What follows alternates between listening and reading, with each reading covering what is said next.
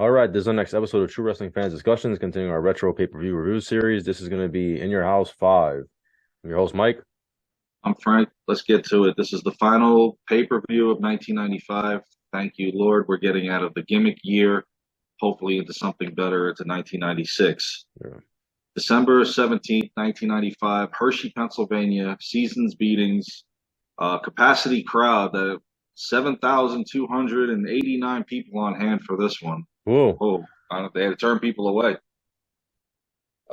They had one dark match at this before it happened. Well, how about this is the worst, up until this point, I believe this is the worst pay-per-view buy rate of any WWF pay-per-view, including, I think, Tuesday in Texas, I believe, because I think they count. Well, you can't really blame that considering they didn't have exactly a whole lot of time to promote that. I mean, unless you watch Survivor Series 91 and they mention it about 1,000 times, you know, to get you to No, get but I'm it. saying this is worse. I'm saying this is worse. Yeah, this is worse. And this actually, you had time to promote The this. business was just in the toilet. It was in the toilet. So you think 1995 was a bad year all around. Worst. WCW, WWE. I mean, 1996. Thank you, Lord. It gets better. Let's get better. Both ends. I mean, this dark match, man. Why didn't I put it on the card, man? I would have wanted to see Savio Vega beat Bob Backlund. Not really. I think Savio Vega is like the king of the dark matches because I feel like seriously, he is. He's in quite a few of them. That's all they do with him, seriously. But in any event, this was like I said, the last pay per view of 1995. Moving on, this would actually start some road to WrestleMania stuff with Diesel, Taker. So let's just get right into it. Well, how about this? The night after this is the Alundra Blaze incident where she shows up on Nitro and she throws the women's championship in the garbage. Which, I mean, they had just fired her basically. They fired her without firing her. Like they had gotten rid of the women's division and so they're like, see ya. That title was already in the trash. She just did help them and here, I'll just do it for you. Pretty much. I got a kick out of her at the Hall of Fame induction that she did the same thing then. That's good. I'm like, she had been blacklisted for a while, right? Oh, yeah. I mean, she listened to Bischoff. She got paid a little extra to do this. He did, at first he denied telling her, but then he said, yeah, I told her to bring the belt. Anything for ratings. But Flair showed up with the NWA championship years before that. Well, technically, in the WWF. It was it was another company's belt. Yeah. So they didn't make a big deal about that. I don't feel bad. All right. So I don't feel bad for a division that died. No, I don't feel bad for Vince. You still had a championship. Or the WWF is what I'm saying. They did the same. Yeah. They did the same type of stuff, but then they have revisionist history where they pretend like they were innocent. They never did anything, and they were just victims. So anyway, naturally. In any event, our opening match was kind of a stink fest. I really thought this should have just been a one-on-one match. And it was Razor Ramon and Marty Jannetty, of all people, versus the 1-2-3 Kid and Psycho Sid. Yeah, Sid and the Kid. Yep. Jannetty, the king of the tag teams. He's always joining forces with somebody, right? Have you noticed that? Like, They don't know what to do with him. Nope. Leaf Cassidy, 1-2-3 Kid, Razor Ramon. Yeah. I mean, because he was better as a tag team wrestler as opposed to an individual. Was he with Sparkplug? Oh, no, 1-2-3 Kid was with Sparkplug. No, 1-2-3 Kid was with him. Oh, I'm sure they must have teamed up at some point. I'm sure they did. I tried looking this up and I couldn't find anything. What was the story with them, with Razor and Marty Jannetty with the matching leather jackets? I don't know. I thought I was going to mention that. I thought that was peculiar because he never comes down in a leather jacket. He has his best. The Razor has his best. Yeah, and now both of them are wearing it. I don't know. That's Bret Hart's gimmick. Yeah, I don't know. If somebody that watching this, if you know it, please comment. Please comment and let us know. I don't remember, and I didn't find anything when I did a little research on this stuff. So yeah, and I thought it was weird when I watched it that they're coming down with it. Yeah. So what's even more weird is you got Goldust in his VIP box for this. Watching what? Yeah. Now here's something that didn't make any sense to me. Razor Ramon's already in a storyline with the 1-2-3 Kid, but yet they start another storyline with Goldust. Yeah, they were setting up the Goldust because they were going to fight at the Royal Rumble, right? Did they fight? Yeah, they fight at the Rumble. Yeah, so they were setting up that feud. But to me, I always thought that it should have been Razor and the Kid at the Rumble, and then at the In Your House, then start the feud with Goldust. All right, that's fair. That's fair. But the thing was that at this point they realized that Kid and Razor feud is going nowhere fast. You think? So that's why they transitioned to Gold The Dust. first time they had it, it wasn't good. No, it was good the first time with the $1 Million Man involved and all that. No, it was because that turned Razor babyface. Well, it took me a while to acknowledge that the kid was a WWE wrestler at that time, because I'm looking at him and I'm like, you got to be kidding me. So it took me a little bit of yeah, no, that feud was fine initially because again, that was the setup for Razor becoming a babyface. Yeah. So at this point, I mean, like I said before, 1, 2, 3 Kid just didn't work as a heel. And neither did this feud, at this point. So no, and the tag team match was all right. I did like Razor getting in the ring with Sid. He didn't back down from the big guy. They're both 7 foot tall. It was when they were in the ring, it was good. And just the ending, though, on how he did it, a bulldog off the top rope to pin Sid, just to me, I'm sure you could have gotten the big man in the Razor's Edge. I don't. You know what it is? I kind of feel like they just didn't want. Not that it would have killed Sid, because I don't think it would have killed Sid. No. They just want to maintain sort of this illusion, that Sid is just too big and too much of a monster for Razor to I think that's the thinking. Same thing with Diesel. Remember, he never Razor's Edge Diesel. He would almost get him up, and then something would always happen. He would never do it. I think they're just trying to protect the monster babyface. And 1, 2, 3 Kid and Marginetti, obviously great workers. Yeah. I thought it was funny after the match when Razor wins, and then he still tries to get the 1, 2, 3 Kid in the Razor's Edge, and then Sid pulls him off. Yeah. To save him, And unfortunately, we don't get the culmination of this match until February, when they have that ridiculous crybaby match. That was awful. That was terrible. It was a diaper, right? Wasn't it like a diaper? Yes. So you knew who was going to lose. Yes. I mean, that to me right there. And then Kid left shortly after that. He was the first to go. So Razor and Diesel stuck around to continue their losing streak. Stinkfest. Yeah. So after this match, and I thought it was funny because after this match, the announcer starts all of a sudden starts naming Buddy Landell, but he says Buddy Rydell, and then Vince is like, "Wait, what's going on here?" And Jerry Lawler's like, "I'll take care of it. Hold on one second," because I think there was a huge miscommunication going on there. And so before the next match, Lawler introduces Double J Jeff Jarrett. Well, he had been teasing a big surprise. Oh, we got a big surprise, and I remember watching this live. This wasn't a big surprise. Oh, we got a big surprise, and then he announces it's Jeff Jarrett, and that's when I got up and I took a piss, back in 1995. Yep, I probably did too. I was like, did you notice nobody cared? Jarrett? No, they didn't. Jarrett was good at getting heat. Here's the problem, though, is that the momentum was gone from when he walked out a few months prior, because he was with the feud with the Road Dogg and the whole lip syncing thing. Yeah. But then he comes back out of nowhere, and they give him a gold record, and nobody. And then he announces that he's going to be in the Royal Rumble. Right, that's I'm announcing, and nobody cared. It was like a fart in church. Seriously. No, you nailed it, boy. Exactly it, because you could have heard somebody break wind, because there was silence. Everybody was you could have heard a rat piss on cotton. I'm entering the Royal Rumble. Yeah. So. Right. When's the next match? Right. Anyway. So they bring him to commentate at ringside, and so here comes Dean Douglas, and Douglas has got a neck and back injury. Right, and he didn't get cleared or something. He's not cleared. That's why they eliminated him quickly in the Survivor Series. He was at 65%. He was at 65%. 65%. They were just already burying him. He was already out on the way out. On the way out, yeah. Then He brings out Nature Boy Buddy Landell. Yeah, with Ric Flair's music. Exactly, which I thought was a cheap shot. Yeah, he was always taking. This is no Nature Boy. Oh, remember Douglas used to take cheap shots at Flair when he was in ECW. Yeah, they didn't like each other. Yeah, so there was a bit of rivalry. They had some legitimate heat. So. And so Buddy Landell is going to now face Ahmed Johnson instead of Dean Douglas, and man, you could have blinked and missed this match, and you would have probably benefited from it. I looked down for a second to look at my phone, and then by the time I looked up, the match was over. Yeah, 45 seconds, Pearl River Plunge. Yeah. It's over. What was the point of that? You just whipped his ass, and that was the end of that. Well, pretty much. Oh, because this sets up what was supposed to be the next feud, and I don't even think they went through the whole thing, because Jarrett wasn't there again a whole lot long. No, because I think he leaves after the Rumble. I think. Yeah, and then he's back at WCW.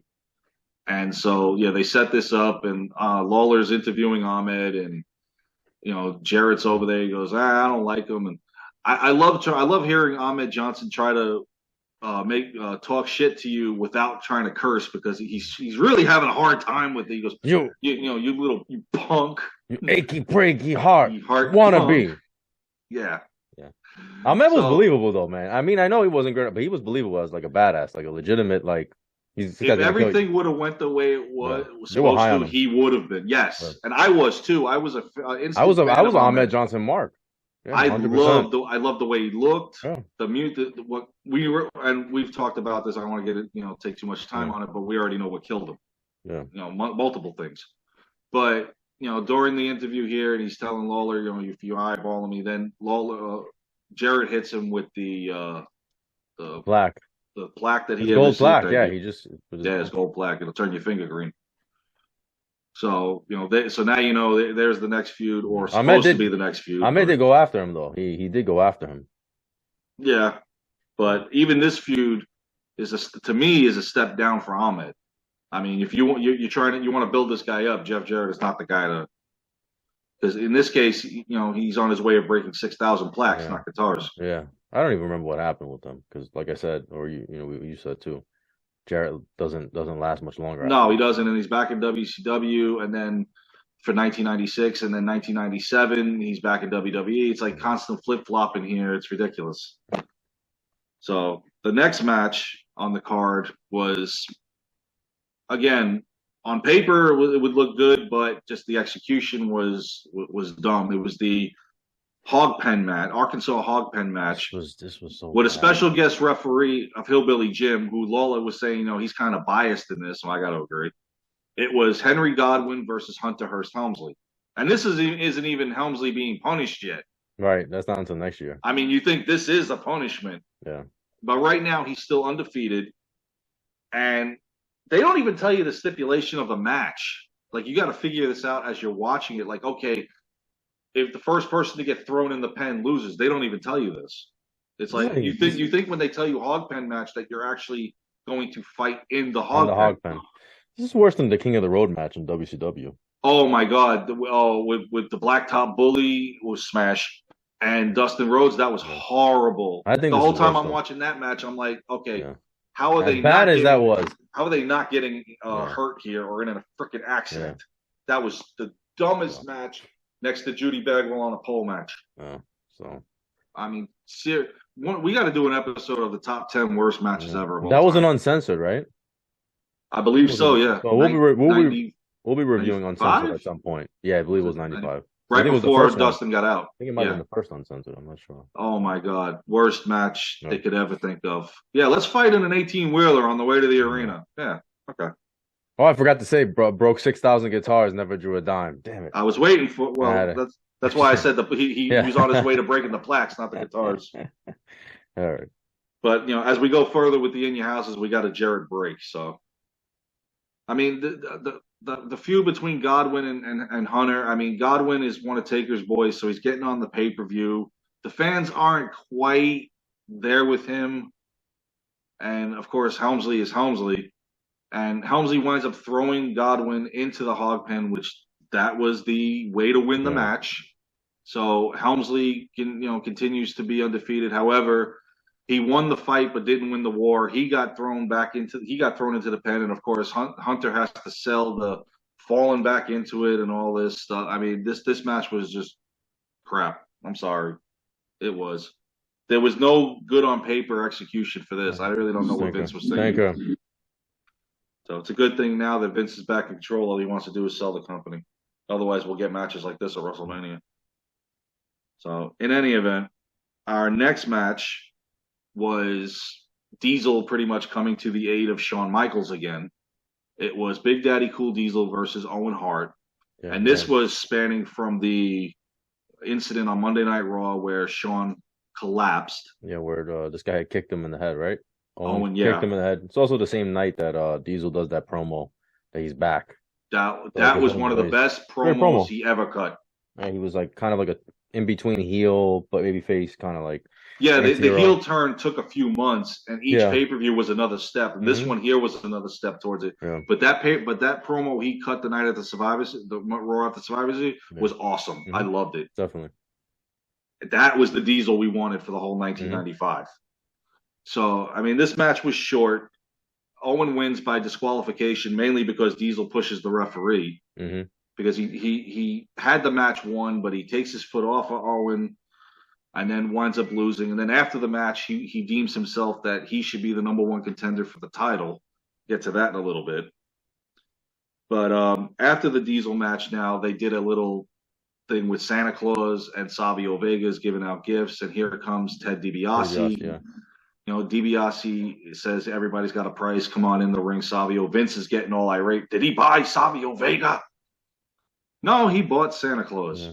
Or should I say Xanta Claus, a.k.a. Balls Mahoney from ECW in the early start of his career. Who didn't last very long because he gets fired shortly after. Yeah, he worked a couple of matches and that was it. Then he gets canned. I think he got into a fight with George the Animal Steel, who was an agent at the time. I think that's the story.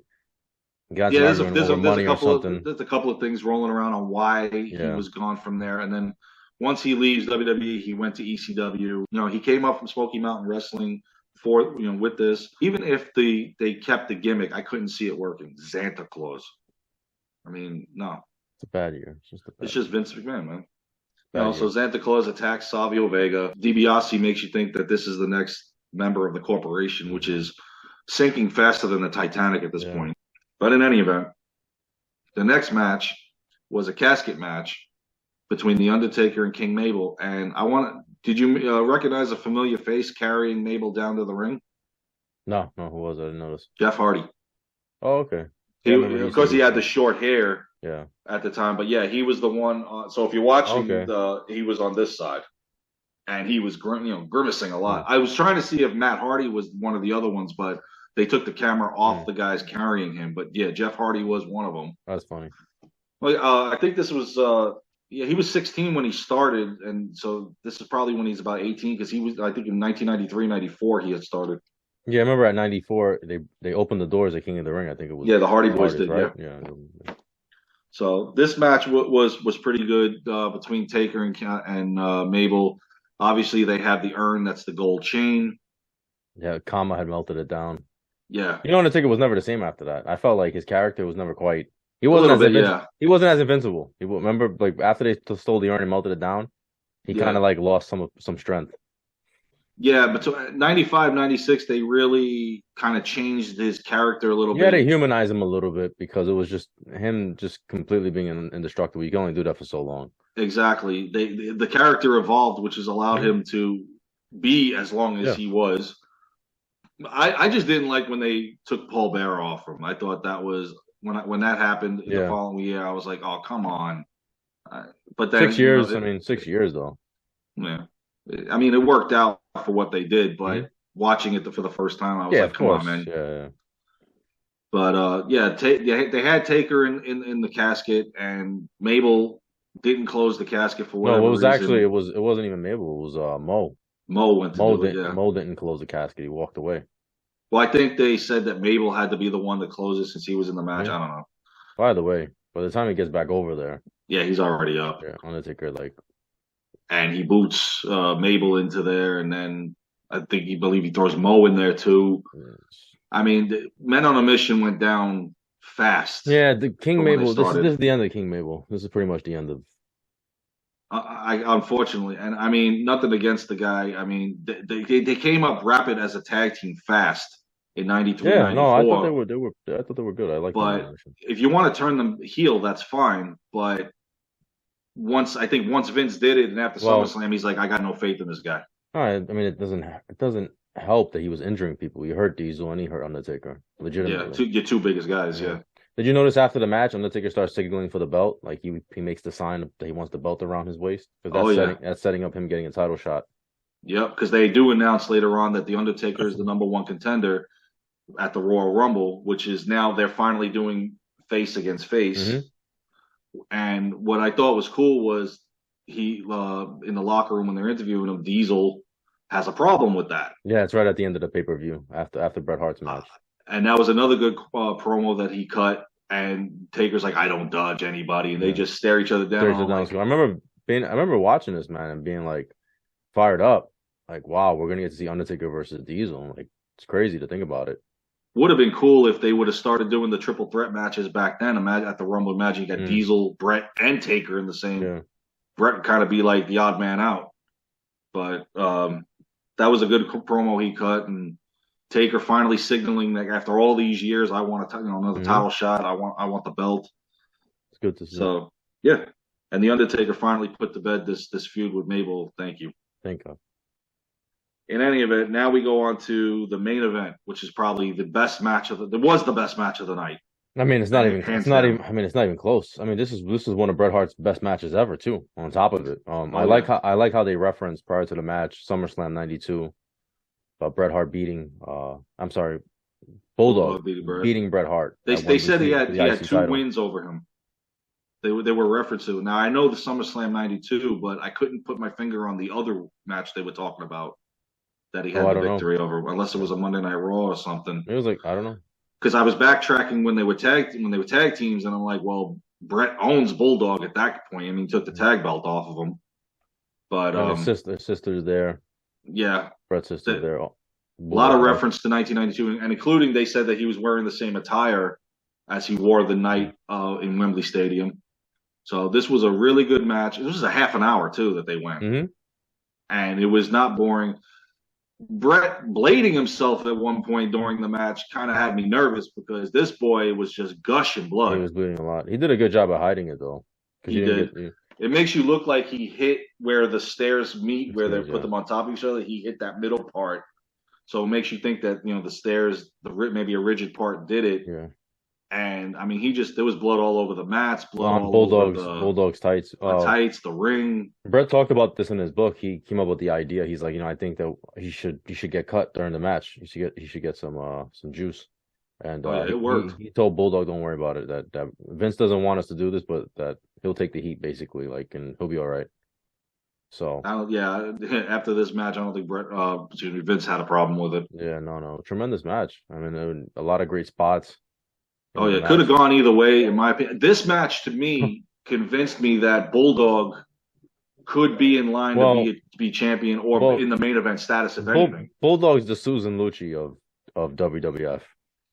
I'm dating myself by mentioning Susan Lucci. For those who don't know, back in the days, this girl used to get nominated for what was one of those awards on TV? Because she was a soap opera star. Yeah, she would lose every year. Emmy Awards. Yeah, I think she eventually does win though. At some point, she wins. They finally just handed it to her. Yeah, they're like, all right, just take it. Bulldog gets all these title shots, and he never wins. And I think he's the uncrowned champion, literally, because he lost to Diesel, he loses to Bret, right? And then he ends up fighting Shawn the following year. He gets a couple title shots against Shawn, right? He gets a King of the Ring, then the In Your House that had the bad storm where the power went out. Yeah, Beware of Dog. Yeah, and then they did Beware of Dog. Of Dog 2. So and then I don't think they fought at one of those. But how about when he comes back? I'm pretty sure he gets a title shot in like '99 when he comes back. Yes, he does. He was part of the 6-pack challenge. Armageddon. Yeah, he never wins. He had the talent. Then on SmackDown, he got a shot at it and didn't get it. I mean, this guy's got more title opportunities, and they just didn't. So close. Give him the close, belt. Bulldog. So close. Just almost that the brass ring was in reach. Yeah. But I mean, he proved that even if you're not going to put the belt on him, he belongs in that main event status because he went toe to toe with Bret. This is the second time they've made evented a pay per view, and I mean, of course, the first time the card was stacked of what came before them. This time they didn't have to worry about that. Yeah. But Bret rolls him up, gets the victory, and now Bret's going on to the Royal Rumble to face the Undertaker, which to me is going to be an awesome match, especially hearing about it then and then knowing that was going to be the first time on pay per view that they're going to fight. Yeah, I remember being scared for Bret. I was like, I don't know if he could beat this guy. Yeah, because you're like, okay, barely beat Bulldog. He barely got out of there with the belt, and had a hard time against Diesel on both occasions. Yeah. So can he pull it off? Well, Diesel's going to help in that. Yeah. So, but I mean, it wasn't the main event was pretty much the match of the card. That was the main event is the card because the rest of the card was a stinker. They could have just had an Fucking Iron Man match between these two might and as called well it a have. card. Yeah, That's it. yeah. So But this is how 1995 ends. Thank God. thank God. Yeah, 1996 is the year of the comebacks. yeah, So 1996 was definitely better than 95. 100%. It's not saying much, but I know. all right, man. You guys make sure to like, comment, share, subscribe. Let us know what you think about this pay-per-view, and we'll see you soon. Take care.